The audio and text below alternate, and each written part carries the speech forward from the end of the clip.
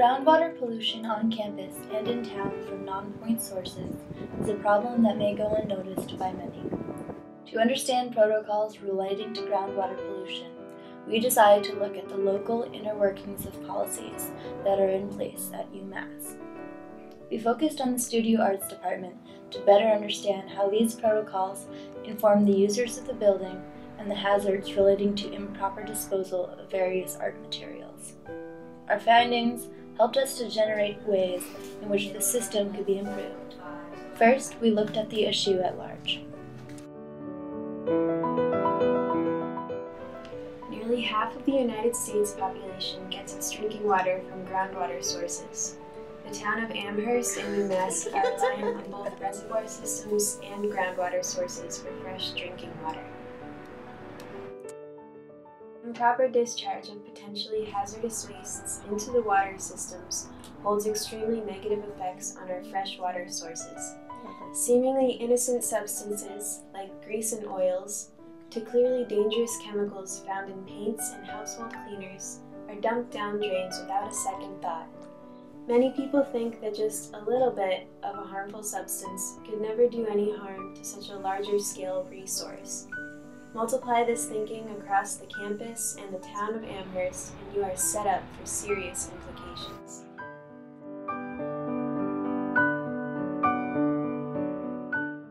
The town is very aware of the risks of our drinking water being contaminated. The Mass Department awarded Amherst a grant to begin the Surface Water Protection Act, with which the town identifies potential sources of non-point groundwater contamination and aims to regulate these sources. The term non-point refers to the contamination of a large resource due to the effect of runoff from nearby sources. Pollutants from farmlands, household lawns, drainage systems, parking lots, and are all common areas that contribute to non-point source pollution. We are all guilty of dumping wastes down our sinks and showers that we know are not good for the environment. The water purification systems that have been put in place in our country are excellent and well maintained for the most part. However, this should not give us the idea that we can dump buckets of chemicals down our sinks and allow us to feel good about it. The Studio Arts building is a regular user of multiple art mediums containing chemicals that can be potentially hazardous to the groundwater and to the user's health. Chemicals found in clay, paints, photochemicals, and various types of inks are all potential contaminants that could negatively impact the environment via improper disposal. It is a problem that can be improved with some public outreach and education.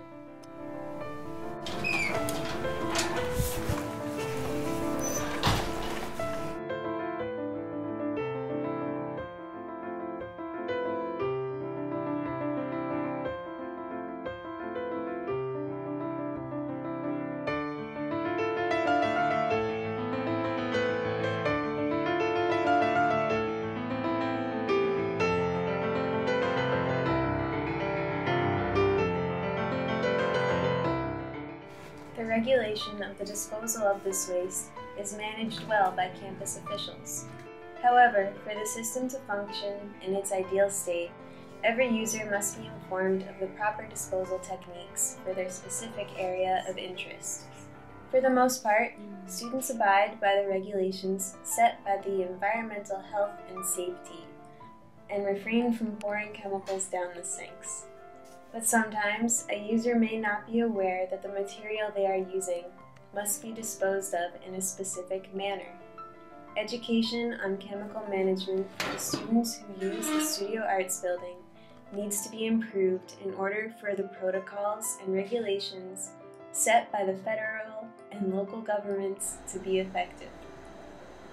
We believe that if the students were more aware of the environmental and health-related risks of improper disposal of these chemicals, they would feel more inclined to follow protocols more rigorously. Keeping the environment and people healthy seems like incentive enough for the users.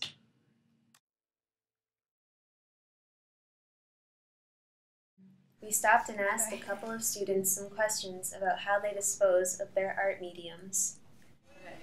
I think everybody within their major understands like the hazards of their materials. Like I know for me, I work with clay, so there's a lot of silica, but I'm not particularly knowledgeable about the metals that are in paints, you know, whereas Chelsea knows a lot about oil paints and everything. We were pleased to hear that they follow guidelines set by the EH&S on proper disposal, but they did admit that better teaching sessions would be beneficial to the users who had not gone through training. I think it is the responsibility of the professor to clarify what types of mediums need to go where and what type of paint needs to go in what container. The professor should take a day to clarify where things go. Right. Further methods to reach the less informed body of users of the building would greatly reduce the impact of improper disposal. Students need to learn not only how to follow these guidelines, but also to be educated of the very real and dangerous health and environmental effects of such chemicals they use. Providing the students with a larger reason to be aware of accidental hazardous waste disposal may provide incentive to be even more careful with the chemicals they use. After visiting and interviewing the users of the building, reviewing protocols, and doing research about how well the studio arts handles the system, we found it necessary to suggest a few improvements in terms of outreach.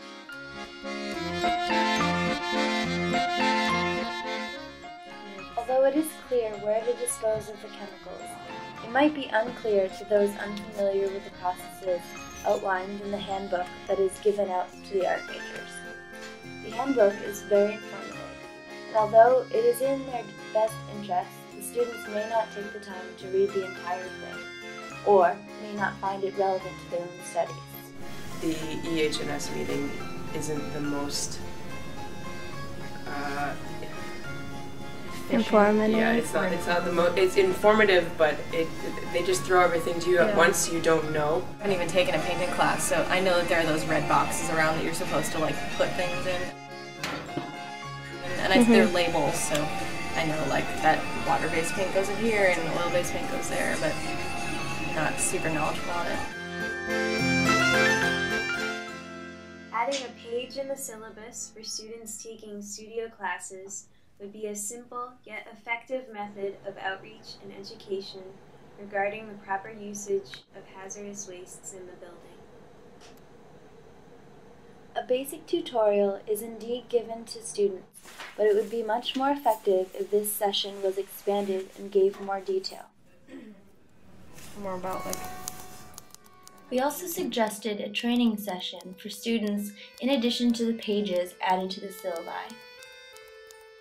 The teachers would be responsible for spending class time to spend one-on-one attention to training the students in proper waste management and disposal. These are straightforward and help to get the department more involved with students, teaching specific knowledge about material waste. Getting the eco-reps on campus involved with the Studio Arts program is another attainable solution. We could work together to create large, illustrated posters that could be distributed around the building and around campus to reach a broader population. We believe these will be effective solutions because they are simple enough to implement quickly and are not expensive. This is important because hazardous waste disposal and water pollution is a relevant problem to everyone on campus, and not just the Studio Arts department.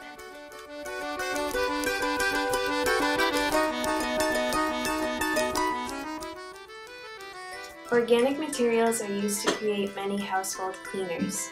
Oftentimes, these chemicals are not properly broken down in the wastewater and can find their way back to the groundwater supply. Try using natural cleaners, such as lemon juice and baking soda, for basic household chores. Ditch the chemical-laden Lysol and Mr. Clean sprays to avoid their integration into the environment and negative effects on your health. If the label on the bottle says danger, poison, or warning, they obviously cannot be good for you or the earth. Never directly dump paints or pesticides down your drain. Oftentimes, the town has a hazardous waste collection service that you should use. These are just a few solutions to a much larger problem. The Studio Arts building is just one example of many places that deals with dangerous chemicals. In the world that we live in today, it's hard to avoid doing something that can cause harm to the environment. Education and outreach are important and easy ways to let the public know what can be done to help improve the quality of their lives and the environment.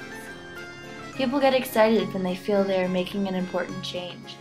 Reducing our use of harmful substances and disposing of them in optimal ways are chances for the public to create a difference in the health of everyone.